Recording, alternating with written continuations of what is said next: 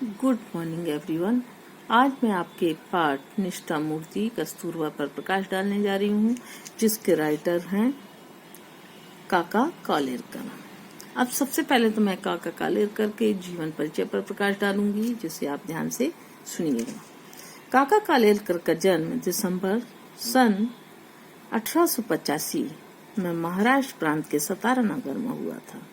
फिर अहिंदी भाषी होते हुए भी आपने सबसे पहले हिंदी सीखी और कई वर्षों तक दक्षिण सम्मेलन की ओर हिंदी का प्रचार प्रसार भी किया। आपने राष्ट्रभाषा हिंदी प्रचार के कार्य में सक्रिय और सार्थक भूमिका निभाई। अपनी चमत्कारी सूझबूझ और व्यापक अध्ययनशीलता के कारण आपकी गणना प्रमुख अध्यापकों और व्यवस्थापकों में होने लगी। गुजरात में हिंदी प्रचार के लिए गांधी जी ने कालेलकर को ही चुना, इसलिए उन्होंने गुजराती सीखी और गहन अध्ययन के बाद शिक्षण कार्य किया। आप गुजरात विद्यापीठ के कुलपति पद पर रहे। आपको 2 बार राज्यसभा का सदस्य मनोनीत किया गया। सन 1964 में आपको पद्म विभूषण सम्मान सम्मानित किया गया। ये मोस्ट इम्पोर्टेंट है, एक जन उनका।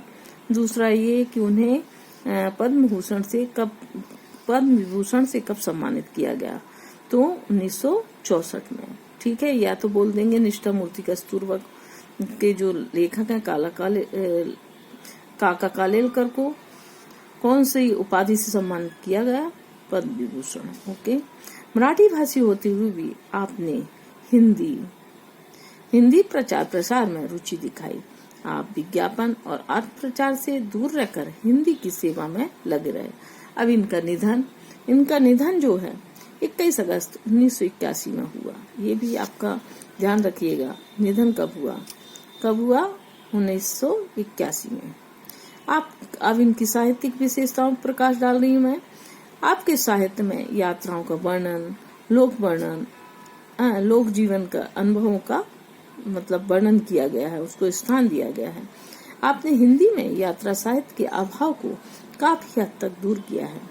आपकी रचनाओं में सजीवता प्रत्यक्ष दिखाई दे रही है। अपनी भाषा क्षमता के कारण ही आप साहित्य अकादमी में गुजराती के प्रतिनिधि चुने गए। अब इनकी जो रचनाएं हैं वो मैं बता रही हूँ। इन्होंने 30 पुस्तकें लिखी, जिसमें स्मरण यात्रा, धर्मोदय, हिमालय प्रवास, लोकमाता, जीवन साहित्य, तक्षशिला, अमृत और बेस, मुक्तिपथ, स्त्री का हृदय, युगगीत आदि। अब काका कालेलकर की जो है भाषा शैली। काका कालेलकर की भाषा शैली बड़ी सजीव और प्रभावशाली है। इन्होंने अपनी रचनाओं में हिंदी और खड़ी बोली का प्रयोग किया है। उनकी भाषा आम बोलचाल की भाषा है। उन्होंने अपनी भाषा में तद्भव, तत्सम और विदेशी शब्दों का प्रयोग किया है। मुहावरे और लोकोक्ति भी हैं इनके में। ठीक है, इस तरह से ये इनका जीवन परिचय हुआ। अब मैं ये जो पाठ है, इस पाठ का सारांश समझाने का प्रयास करूंगी। ओके, देखिएगा, आप ध्यान दीजिएगा इस पाठ का सार। इस पाठ में क्या बताया गया है ये मैं बता रही हूँ। लेखक, ये संस्मरण है ना। लेखक ने इस संस्मरण में कस्तूरबा के व्यक्तित्व पर प्रकाश डाला है। लेखक का मानना है कि कस्तूरबा का सम्मान गांधी जी की पत्नी होने के कारण नहीं, अपितु उनके स्वतंत्र व्यक्तित्व के कारण होना चाहिए। राष्ट्र ने बापूजी को राष्ट्रपिता का सम्मान दिया तो बा को राष्ट्रमाता का सम्मान पा सके। वे राष्ट्रमाता अपने आंतरिक सद्गुणों और निष्ठा के कारण बन पाई। उन्होंने प्रत्येक स्थान पर अपने चरित्र तेजी से उजागर किया है। अपने चरित्र को उन्होंने तेजी से उजागर किया है। वे आर्य स्त्री के आदर्श की जीवंत प्रतिमा थी। अब कस्तूरबा का भाषा ज्ञान विशेष नहीं था। दक्षिण अफ्रीका में जाकर उन्होंने अंग्रेजी के शब्द समझने में समर्थ हो सकी। उन्होंने क्या किया था, अंग्रेजी के 25-30 शब्द याद कर लिए थे और उसी के द्वारा वो विदेशियों से मतलब विदेशी जो लोग थे उनको अपनी बात समझा पाती थी और उनसे बात भी कर लेती थी और अपना काम चलाती थी। कस्तूरबा की गीता और तुलसी रामायण पर अधिक श्रद्धा थी। आगा खां महल में कारावास के दौरान ठीक बार बार गीता का पाठ उन्होंने किया। ठीक है, संसार में उन्होंने कहा 2 अमूल शक्तियां हैं। 2 अमूल शक्तियां कौन कौन सी हैं? एक तो शब्द है, दूसरी कृति है, किंतु अंतिम शक्ति उन्होंने कृति को बताया है। महात्मा जी ने शब्द और कृति दोनों शक्तियों की उपासना की। बा ने कृति शक्ति को नम्रता के साथ उपासना करके संतोष प्राप्त करने के साथ साथ जीवन सिद्धि भी प्राप्त की। ठीक, उसके बाद उन्होंने क्या किया? दक्षिण अफ्रीका में जब उन्हें जेल भेजा गया, उन्होंने अपना बचाव नहीं किया, ना कोई निवेदन किया। वे जेल चली गई। जेल में वहां की सरकार ने उनकी तेजस्विता को भंग करने का बहुत प्रयास किया, वह सफल न हो सकी। डॉक्टर ने जब धर्म विरुद्ध खुराक लेने की बात कही तो केवल इतना ही कहा, मुझे अखाद्य खाकर जीना नहीं है, मुझे भले ही मौत क्यों ना आ जाए, मैं मरना पसंद करूंगी। लेखक को सन 1915 में शांति निकेतन में बा को देखने का अवसर मिला। ठीक, बा को देखने को अवसर मिला। रात को आंगन के बीच एक चबूतरे पर अलग अगल बगल बिस्तर लगाकर बापू और बा सो रहे थे। अन्य लोग आंगन में बिस्तर लगाकर सो गए थे। उस समय लेखक को लगा कि हमें आध्यात्मिक माँ बाप मिल गए हैं। ठीक, लेखक को बा के अंतिम दर्शन बिरला हाउस में गिरफ्तारी के दौरान हुए। जब गांधी जी को गिरफ्तार करने के बाद उनसे कहा गया कि आपकी इच्छा हो तो आप भी चल सकती हैं।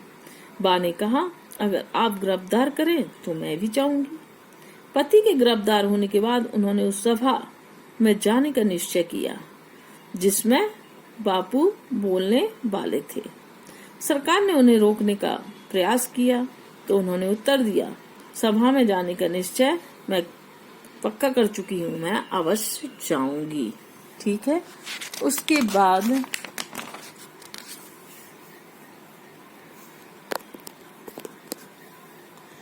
बाद आगे क्या होता है ये मैं बताने जा रही हूँ कि कस्तूरबा को गिरफ्तार करके आगा खां महल में रखा जाता है। ठीक, जहाँ सभी प्रकार की सुख सुविधाएं थी, किंतु उन्हें अपना कैद में होना असह्य था। उन्होंने कई बार कहा, मुझे यहाँ का वैभव कतई नहीं चाहिए, मुझे तो सेवाग्राम की कुटिया ही चाहिए। उन्होंने बार बार कहा कि मुझे सेवाग्राम की कुटिया ही पसंद है। सरकार ने उनके शरीर को कैद रखा, किंतु उनकी आत्मा को वह कैद में नहीं रख सके। उन्होंने सरकार की कैद में ही अपने प्राण को त्यागे और स्वतंत्र हो गए। कस्तूरबा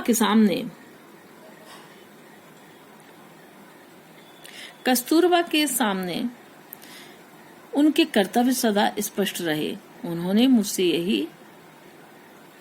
यही होगा, यह नहीं होगा वाक्यों में अपना निर्णय सुना देती थी। वो आश्रम में कस्तूरबा लोगों के लिए माँ के समान थी। आश्रम में नियम उन पर लागू नहीं होते थे।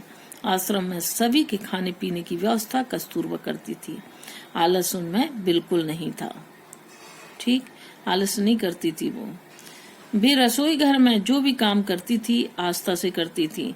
उसमें संस्था चलाने की महत्वाकांक्षा नहीं थी, परंतु देश में क्या हो रहा है इसकी जानकारी भी अवश्य रखती थी।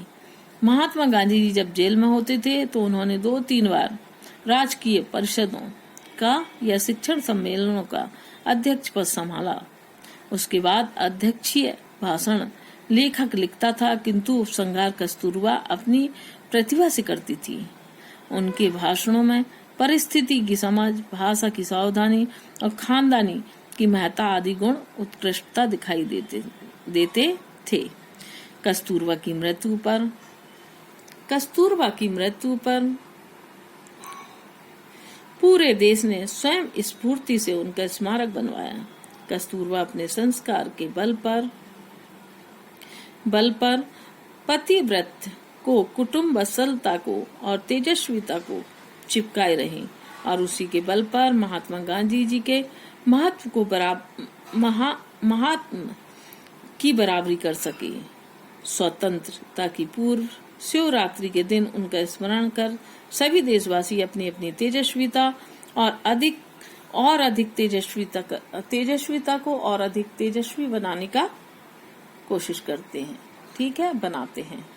ओके, ये तो आपका हो गया 7। अब इसके बाद ये जो आपके क्वेश्चन आंसर हैं, ये क्वेश्चन आंसर आप कर लीजिए, आप करेंगे या मैं PDF में दे दूंगी, देखूंगी होंगे मेरे पास तो। और ये जो एक्सरसाइज है, ये एक्सरसाइज आप स्वयं करेंगे, होमवर्क में है। ओके।